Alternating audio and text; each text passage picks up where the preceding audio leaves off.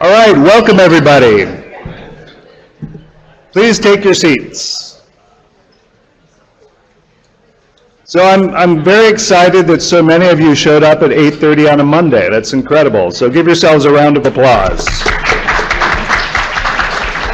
So for those that don't know me, my name is Greg Collins, and I'm the director of the Center for Resilience at USAID. I'll have to say that I've hugged so many people this morning that I'm not sure there's so many people that don't know me here today, which is super exciting. It has the feel of a reunion of sorts. It's my great pleasure to welcome you to the 2017 Resilience Evidence Forum. It's also my pleasure to serve as your host.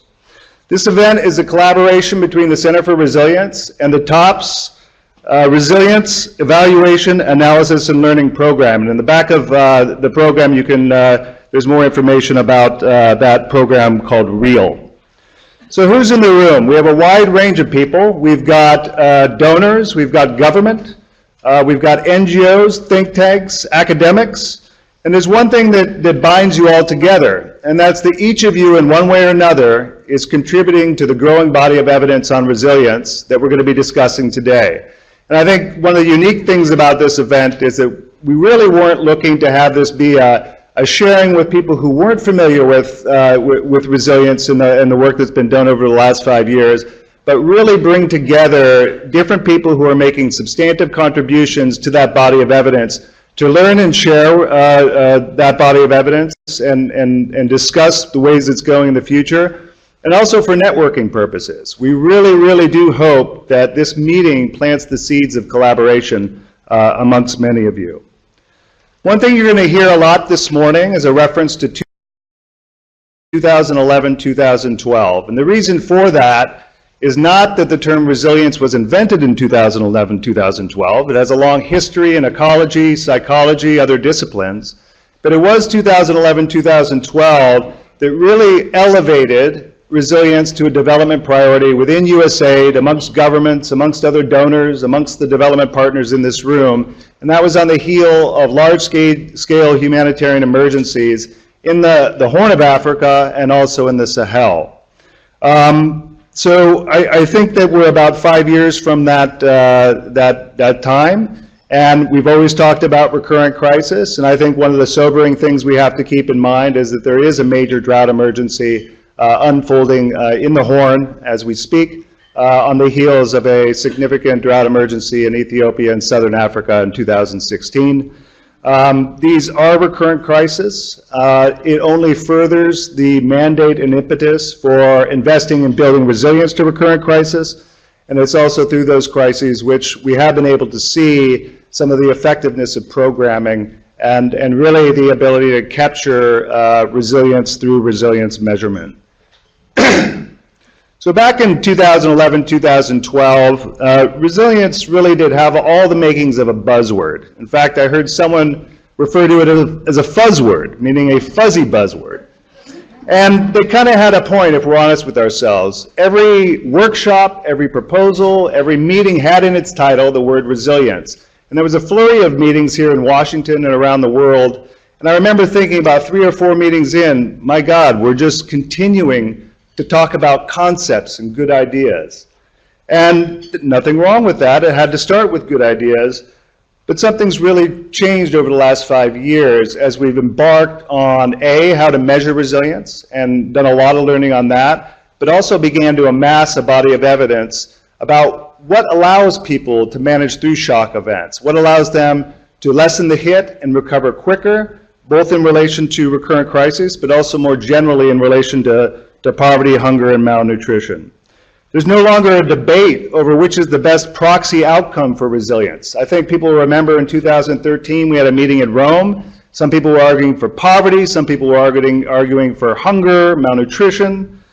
But now there's a common understanding that resilience isn't an outcome at all. It's an ability or set of capacities to manage adversity and change without compromising future well-being. We've also seen significant investments by governments, by donors, and others in people and places subject to recurrent crisis. I often make reference to northern Kenya, a place I lived in the 1990s. I lived in what was then a town called Garissa, no longer a town.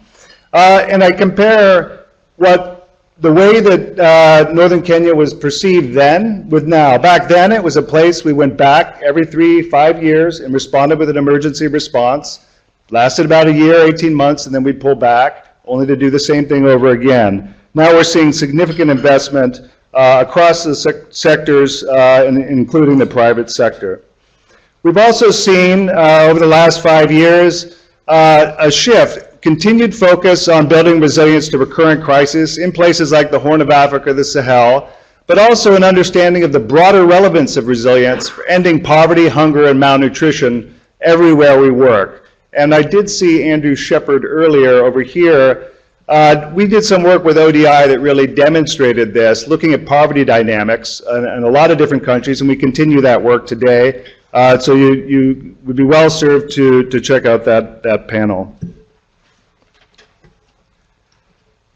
A common refrain at the time was also that resilience can't be measured, and this is going to be the subject of a few panels, one breakout session and one plenary. And I think there's some really exciting work being done on resilience measurement.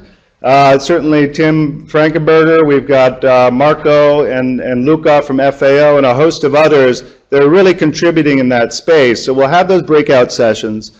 And for anyone who wants to continue the debate about the pros and cons of particular approaches, we're going to set up a wrestling mat in the lobby for afterward.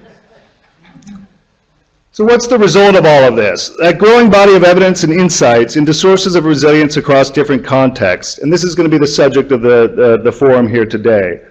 The purpose of this forum, as I've said, is to share and consolidate the emergent body of evidence, to discuss the policy and programming ramifications of that evidence. I'll take for an example, we've got a growing body of evidence about the role of social capital as a source of resilience across contexts. But the way we're organized as donors, as governments, as implementing partners, what do we do with that? I work in agriculture, I work in financial services, and when we tell you social capital is one of the prominent explanations for why some households fare better in the face of drought than others, we've got to begin to grapple with the programming ramifications. In that case, I think it may have more to do with how we program and how we engage communities than engaging in a particular sector. We're also going to share and discuss methodological approaches to measurement, identify future directions and priorities, and as I said once before, but it really is our genuine hope that we're creating space for you to expand your networks and plant those seeds of collaboration. We have built in rather healthy breaks into the agenda, and I think that the real purpose there is to greet old friends, but please make some new ones.